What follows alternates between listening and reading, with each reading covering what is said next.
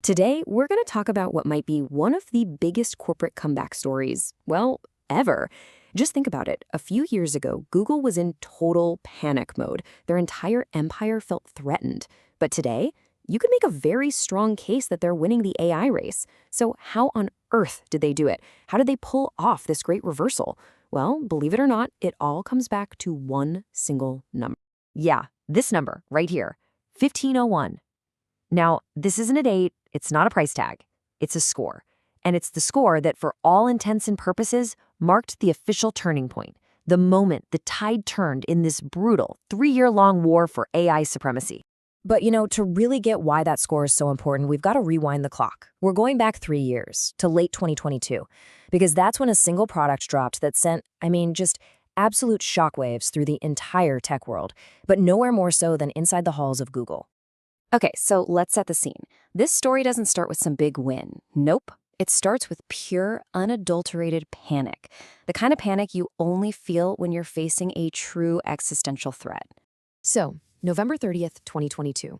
OpenAI pushes ChatGPT live, and the growth? It was just insane. Nothing like it had ever been seen before. 1 million users in just 5 days. 100 million in 2 months.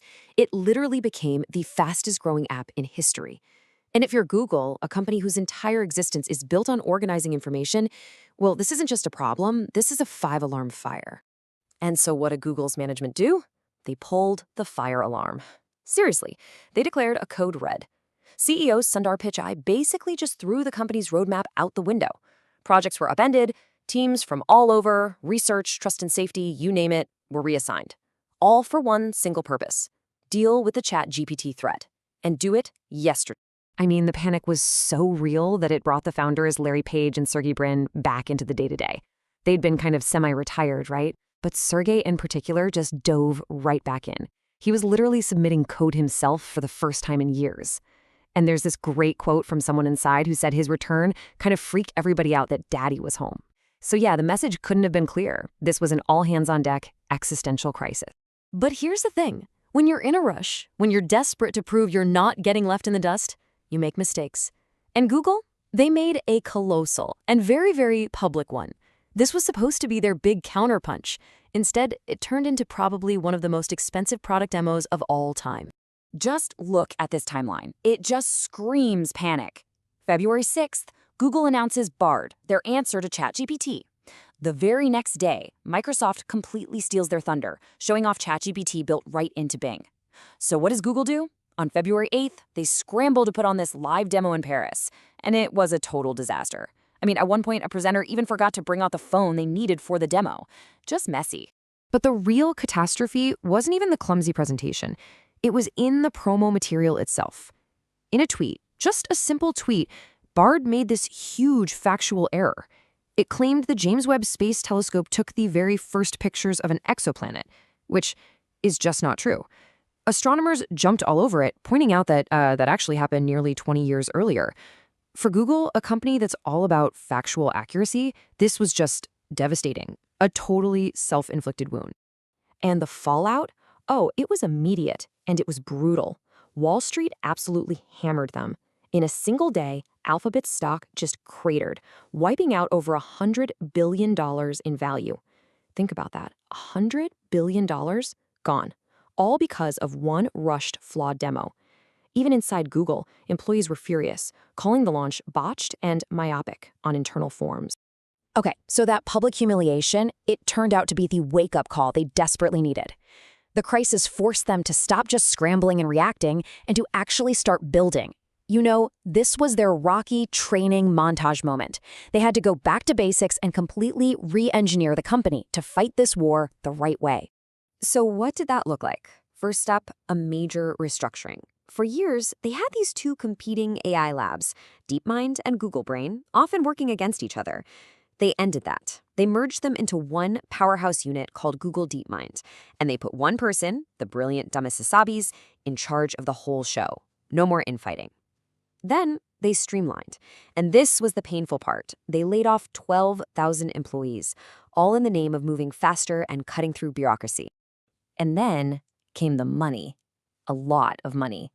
Their capital expenditure, The money they spend on big physical stuff. It just exploded. We're talking from around $32 billion in 2023 to a projected $93 billion for 2025. That's nearly tripling their spending.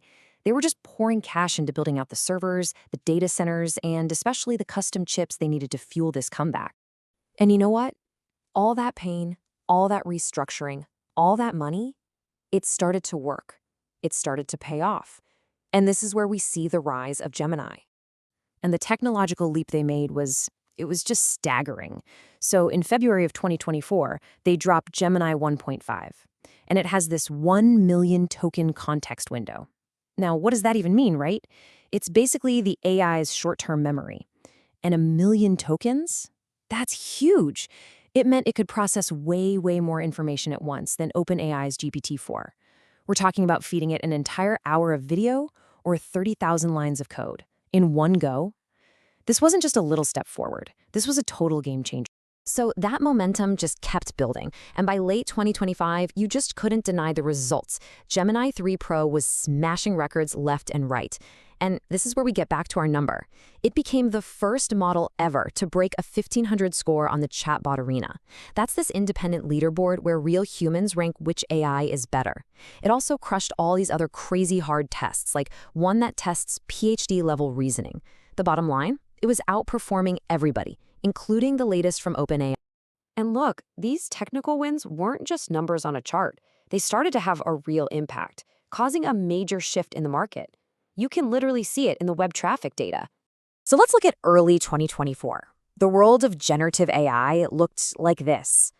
Total, utter dominance by ChatGPT.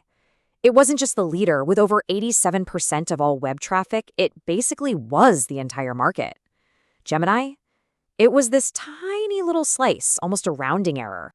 Okay, now let's jump forward to late 2025. Look at that. The picture is completely different. ChatGPT's slice of the pie has gotten way smaller. And look at Gemini. It's more than tripled its share of the market, carving out a serious space for itself. This right here, this is the great reversal in action. And this is what brings the whole story perfectly full circle. Remember back in December 2022? A panicked Google issues a code red. Well, fast forward 3 years to December 2025, now facing the incredible power of Gemini 3 Pro, it's reportedly OpenAI's leadership issuing their own code red, hitting pause on other projects just to focus on catching up to Google. I mean, you can't make it up. The tables had completely 100% turned. So, there you have it. Google is back. You could argue they're on top, but this race is far, far from over. And it's because Google has these deep, kind of built-in advantages that make it such a monster competitor for the long haul. People talk about Google's unfair advantage, and this is what they mean. Their comeback is built on this incredible ecosystem that almost nobody can replicate. Think about distribution. They've got Android, Chrome, Search, Workspace. Billions of users right there. Then there's their infrastructure. Their own custom-made TPU chips give them a huge cost advantage, something like 20% cheaper than using NVIDIA chips. And because of that, they can turn around and offer their best AI models for way, way cheaper than the competition.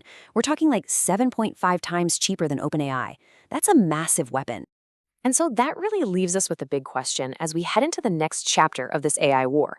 What's going to win out in the end? Is it the massive all-in-one power of a giant like Google with its own chips, its own data, and its own distribution channels? Or is it the nimble, relentless focus of a startup like OpenAI, the company that started this whole revolution to begin with? The great reversal might be done, but believe me, the next round is just getting started.